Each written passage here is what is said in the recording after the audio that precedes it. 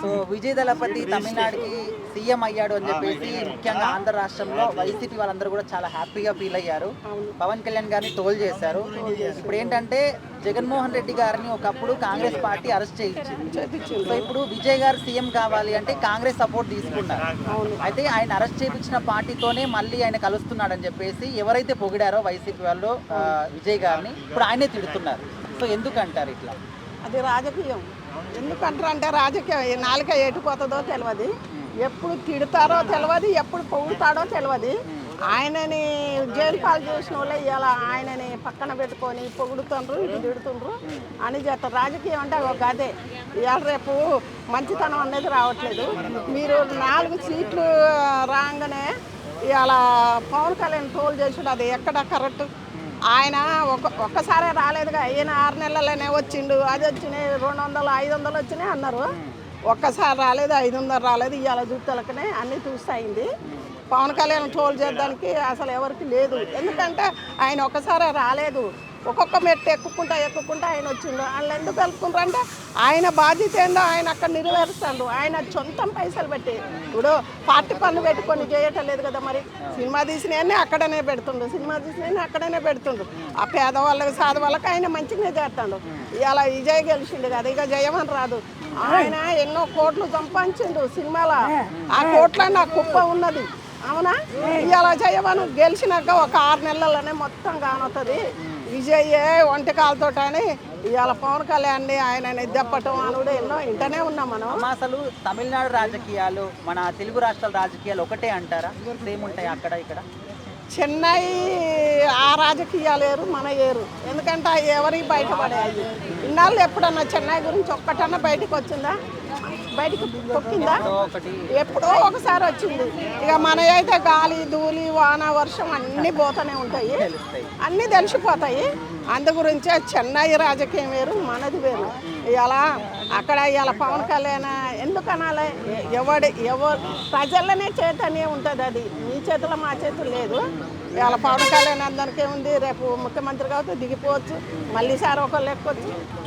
ఓటం అన్నది మన చేతిలో ఏది లేదు, ప్రజల చేతనే ఉంది. ఆయన మంచి చేత గెలుతాడు, లేకపోతే లేదు. అంటే అమ్మ ఇప్పుడు ఆ రాజకీయాలకి ఈ రాజకీయాలకి అసలు తేడానే లేనప్పుడు అసలు ప్రతి దానికి ఇదని కాదు, ఏదైనా కూడా ఇక్కడ వచ్చేసి పవన్ కళ్యాణ్కి ఎందుకు ముడి పెడతారు? ప్రతి ఒక్క దానికి అది ఏదైనా కావచ్చు, అవసరం లేని విషయమైన. పవన్ కళ్యాణ్ అని అనంత్ ఎవరు నువ్వు చూస్తూనే ఉన్నావు మీడియా, సోషల్ మీడియాలో.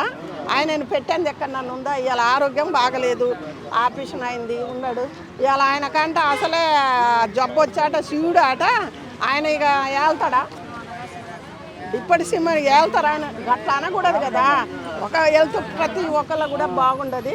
ఆపరేషన్ అయినాక ఆయన హెల్త్ బాగుండగా ఆయనకి ఇచ్చిన పదవి ఏందో, ఆయన అన్ని సంవత్సరాలు ఆయన చూసుకుంటాడు పేదల్ని. నువ్వు తీసుకోకుండా అదే పేదలు నువ్వు మాకు మంచి చేయలేదని ఎలగొడతారు. కానీ పవన్ కళ్యాణ్ ప్రతి చెన్నై వాళ్ళకు ముడి పెడతారు, వేరే దేశ వాళ్ళకు ముడి పెడతారు. పవన్ కళ్యాణ్ పెట్టండి ఎక్కడ్రా నాయన? ఎందుకు ఇలా ఒకలా మేము చెప్తున్నాను ట్రోల్ చేసినా కదిలేదు లేదు, మెదిలేదు లేదు. కానీ ప్రతిదానికి పవన్ కళ్యాణ్ దేవద్దు. మీరు గెలిచిర్రు కదా, ఇవాళ విజయ్ గెలిచిర్రు కదా, ఒక 6 నెలలో సంవత్సరంలో ఎవరు బతకట్లనో కానవుతుంది. అట్లానే గెలిచిన వాళ్ళు చాలా మంది ఉన్నారు, లేరా? సో మొన్నటి వరకు విజయ్ గారు సింగిల్ గా వచ్చారని చెప్పేసి ఇక్కడ కళ్యాణ్ గారిని టార్గెట్ చేసి చాలా మంది వైసీపీ వాళ్ళు ట్రోల్ చేశారు. సింగిల్ గా వచ్చాడు, చూసి నేర్చుకోండి అని చెప్పేసి. సో ఇప్పుడు విజయ్ గారు కాంగ్రెస్ సపోర్ట్ తీసుకున్నారు కాబట్టి, జగన్మోహన్ రెడ్డి గారిని అరెస్ట్ చేయించినటువంటి పార్టీ కాంగ్రెస్ కాబట్టి మళ్ళీ ఆయనే తిట్టుకుంటున్నారు. సో వీళ్ళ మూడు అనేది ఇట్లా స్వింగ్ ఎందుకు అవుతుంది అంటారు అటు ఇటు? స్వింగ్ అంటేనండి, వైసీపీ వాళ్ళు ఏ అవకాశం ఉన్నా దూరిపోదామని చూస్తారు. వాళ్ళకి ఏంటంటే ఎవరో గెలిస్తే అంటే వీళ్ళ సంబంధం లేదు, వీళ్ళకి అవసరం లేదు.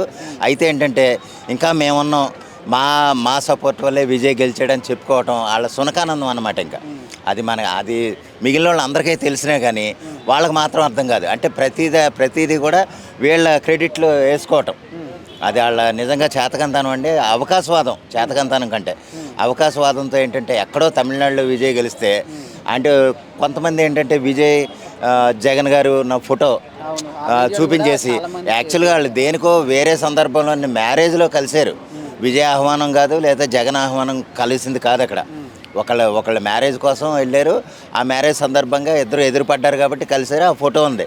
దాన్ని బట్టి ఏదో ఇంకా జగనే ప్రోత్సహించేయటం వల్లే రాజకీయాల్లోకి వచ్చేసినట్టు విజయం సాధించేసినట్టు ఈ రకంగా వైసీపీ వాళ్ళు చెప్పుకోవటం అంటే నిజంగా వాళ్ళు ఎంత అవసాన దశలో ఉన్నారు ప్రత్యేకంగా చెప్పనవసరం. సరే, ఇప్పుడు విజయ్ గారు గెలిచినప్పుడు సింగిల్ గా గెలిచారని చెప్పేసి పొగిడారు, గొప్పగా మాట్లాడారు, అక్కడి వరకు బాగానే ఉంది. ఓకే. సో ఇప్పుడు కాంగ్రెస్ సపోర్ట్ చేస్తుంది అని చెప్పేసి ఈ చిన్నదానికి ఇప్పుడు జగన్ గారిని అరెస్ట్ చేసినటువంటి పార్టీ అని చెప్పేసి మళ్ళీ ఆయన్ని తిట్టేస్తున్నారు. సో ఇది ఎట్లా చూస్తారు మీరు దీన్ని?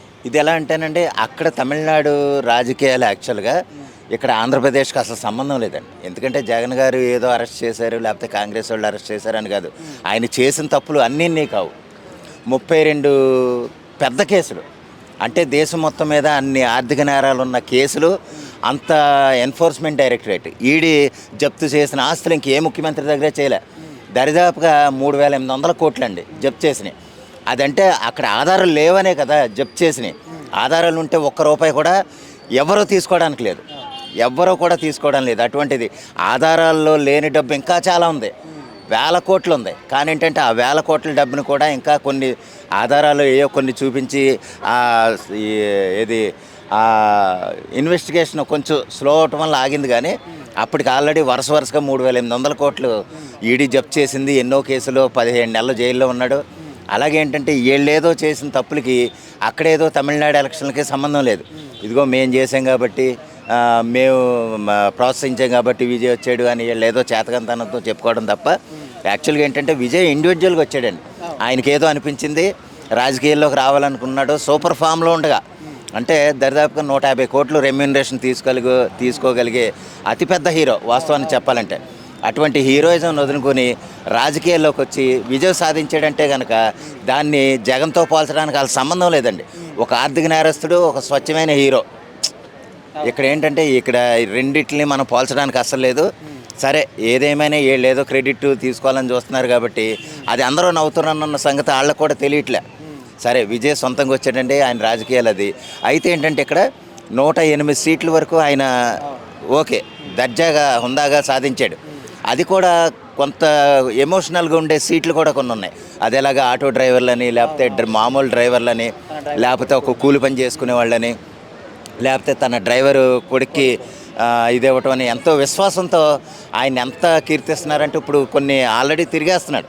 ముఖ్యమంత్రిగా కాకపోయినా అఫీషియల్గా ముఖ్యమంత్రి అన్నట్టుగానే ఆయన ర్యాలీలు అవి మొదలు పెట్టేశారు. చాలా గౌరవంగా ఆయన్ని చూస్తున్నారు. అయితే అక్కడ ఆయన సొంతంగా రావటం, విజయం సాధించడం అది ఒక చరిత్ర కింద మనం చెప్పాలండి. ఎందుకంటే చాలా ఏళ్ల తర్వాత ఒక సినిమా హీరో రావటం అనేది అది గొప్ప విషయం. అది ఆయన ఇండివిజువల్గా వచ్చిన దాన్ని ఎవరెవరో వాళ్ళ ఖాతాలో వేసుకోవటం అనేది అది చాలా తప్పు. విజయ్ గారు సొంతంగా వచ్చాడు, ఆయన్ని అభినందించాలి. ఎందుకంటే కొన్ని దశాబ్దాలుగా, అంటే ఒక 40-50 ఏళ్ళుగా పాతుకుపోయిన పార్టీలని దూసుకుని వచ్చి ఆయన నిలబడగలగటం, అన్ని సీట్లు సాధించడం అంటే తక్కువ విషయం కాదు. సరే, ఇక్కడ కొన్ని మళ్ళీ సీట్లు అవసరమైంది. దానికి మళ్ళీ కాంగ్రెస్ నుంచి 5 సీట్లు ఉన్నాయండి. సిపిఎం 2 ఉన్నాయి, సిపిఐ 2. కానీ ఏంటంటే ఇక్కడ కొంతమంది ఏంటంటే ఏఐడిఎంకే కలుస్తుంది అని అంటున్నారు. కలిస్తే కనుక ఇంకా చాలా లార్జెస్ట్ పార్టీ కింద వస్తుంది, అంటే మళ్ళీ కూటమి కింద అయిపోద్ది. వీళ్ళేదో అంటే మేము సింగిల్గా వచ్చాం అని జగన్మోహన్ రెడ్డి ఎలా చెప్పుకుంటున్నాడో, మన విజయ్ గారు కూడా అలాగే చెప్పుకున్నాడు. కాబట్టి వాళ్ళిద్దరికీ సారూప్యంగా వైసీపీ వాళ్ళు ప్రచారం చేసుకుంటున్నారు. కానీ వాస్తవానికి అదేం సంబంధం లేదు. ఆయన సింగిల్గా వచ్చి పోటీ చేశాడు. ఇక్కడ ఎవరో పోటీ లేక, అంటే కూడా వచ్చేవాళ్ళు లేక ఇక్కడ సింగిల్గా వచ్చాడు.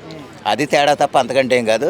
సరే, ఏదేమైనా ఆయనకు వచ్చే సీట్లు ఈజీ అండి. ఎందుకంటే 118 సీట్లు ఆల్రెడీ 90% వచ్చేసినప్పుడు మిగిలిన వాళ్ళు జత కలవటం వాళ్ళకి గౌరవంగా భావిస్తారు తప్ప మేము వస్తామని అంటారు. ఆ విధంగా ఏంటంటే ఖచ్చితంగా విజయ్ గారు సీఎం అవటం ఖాయం.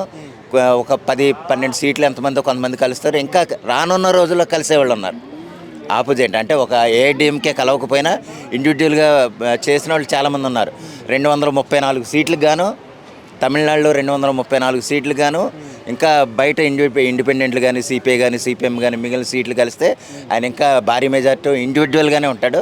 ఏదేమైనా సరే కాబోయే ముఖ్యమంత్రి గారు కాబట్టి ఆయన తమిళనాడు రాజకీయాలు కొత్తగా మారాలని, సంక్షేమాలు మంచిగా చేయాలని మనమందరం కోరుకోవాలి.